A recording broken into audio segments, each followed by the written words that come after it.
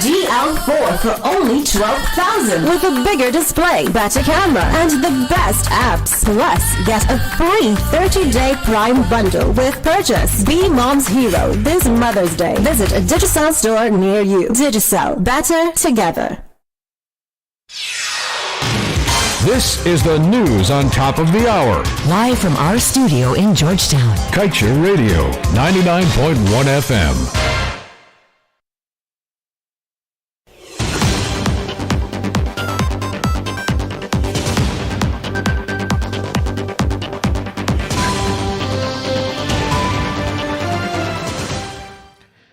Hello, good evening to you. Welcome to your evening newscast on Kaieteur Radio 99.1 and 99.5 FM. My name is Joshua Van Slegman. Let's get to the news in details. Just before we do such, a happy arrival day to each and every one of you. Let's continue with the news.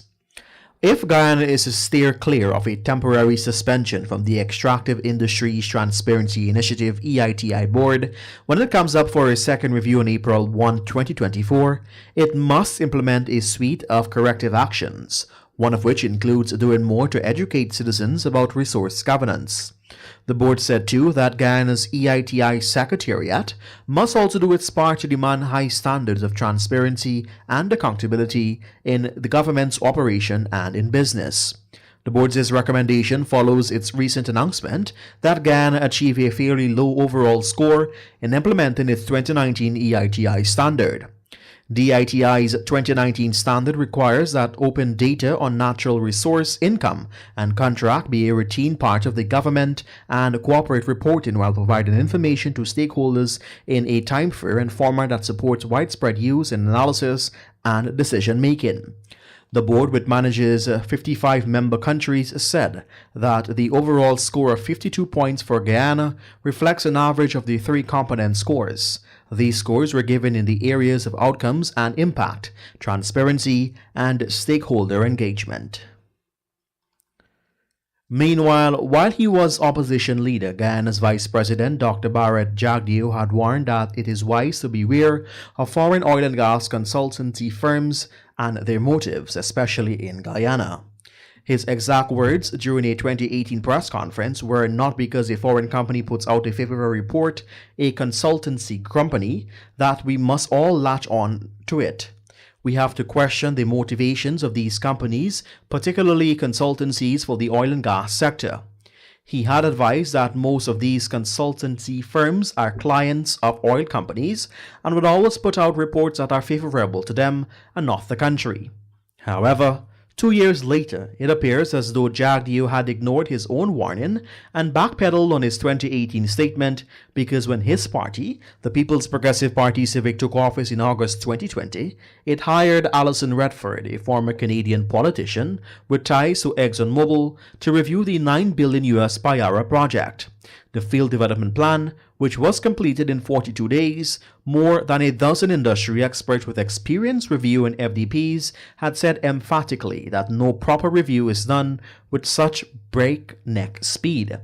We had reported that ExxonMobil via its subsidiary Imperial Oil had donated thousands of dollars to Redford's political party. Redford's political career was also plagued by a corruption scandal. Meanwhile, fishermen within the Berbice region continue to face hardship as Suriname has upped their pressure on local operators. Guyanese fishermen are not getting their fishing licenses renewed by Surinamese authorities, while others have moored their boats, refusing to string their vessels as demanded by Suriname. In an update on the current situation, Upper Quarantine Fishermen Co-op Society Chairman Pashwar Jai Sarain said that so far he is aware of 12 Guyanese whose licenses have not been renewed. Additionally, some 25 fishermen in the Crabwood Creek number 79 village have also parked their boats in protest of their stipulated 10 feet downsizing of their fishing vessel. Some have also downed tools as they refuse to leave their boats unattended in the Suriname state. Local fishermen are refusing to cut the size of their usually 37 to 40 feet fishing boat, pointing out that the unsafe nature of such a request. Jaina Ryan explained that the local operators are uncomfortable about the changes because they put their lives at risk.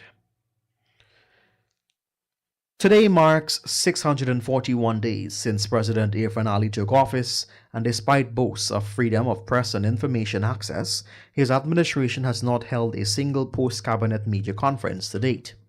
Post-cabinet briefings are geared towards informing the nation about critical decisions of the government, and also there are no objections to contracts. However, since taking office, this well-accepted practice has been discarded, although previously promises were made to correct the issue. Ali said acknowledgement this commitment said that he added that his government is the most accessible government. Meanwhile, President Ali gave no commitment to the speedy return of the post-cabinet briefing. While the Guyana Power and Light Incorporated has laid blame on the COVID-19 pandemic for its failure to stay below the targeted number of power outages for last year, information recorded in the annual report of the Public Utility Commission tells a different story. In fact, the PUC record of the company's annual performance shows that GPL has consistently been missing its blackout targets for years. A review of the PUC's information over a 5-year period revealed that GPL had performed poorly when it comes to ensuring that consumers did not experience blackouts. According to the report in 2016, while the target was a 75 interruption on average per customer, which means that GPL's customers were not supposed to experience more than 75 outages per customer that year, the number of outages per customer stood at 119.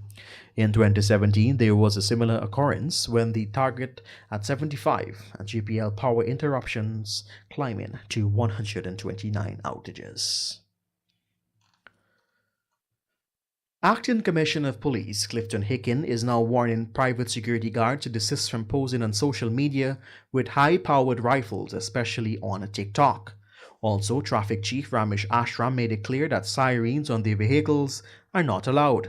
Their comments were made during a recent meeting they had with private security firms at the Forces Training Center in Kingston. Minister of Home Affairs Robson Ben also attended the meeting and agreed with Ashram's and Hicken's respective statements and warned too that he will revoke their licenses should they fail to adhere to the rules. While the top cop acknowledged that the force is looking forward to working along with private security firms, there are some rules that must be followed, and one of them is professionalism when it comes to big weapons. This is your evening newscast on Kaieteur Radio 99.1 and 99.5 FM. Finally, more than 1 year after being charged for providing the Ministry of Health with expired HIV testing kits, Devendra Rampersad was on Wednesday freed of the charge after the magistrate upheld a no-case submission. Rampersad, a technical consultant to the Caribbean Medical Supplies Incorporated on his first court appearance, had denied the charge which alleges that on January 16, 2020, Caribbean Medical Supplies Incorporated sold and supplied 400 units or 20 packs of Uni Gold HIV test kits with misleading representation, a violation of the Food and Drugs Act of 1971. He was charged for selling and supplying the devices with misleading representation. And that's the news to the moment. My name is Joshua Van Sleckman, reminding you that you can head across our website at kaieteurnewsonline.com for these and much stories. You can also follow us on Facebook at Kaieteur Radio and on Instagram at Kaieteur_radio and subscribe to our YouTube channel at Kaieteur Radio. Have a great remainder of the evening. Coming up at 19:20, it will be time for a rebroadcast of last night's edition of the Glenn Lau Show. Once again, happy Arrival Day.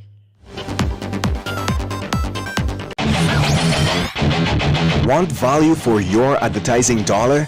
Then place your ads on Kaieteur Radio's newscasts. Streamed live on 6 different mediums, reaching hundreds of thousands.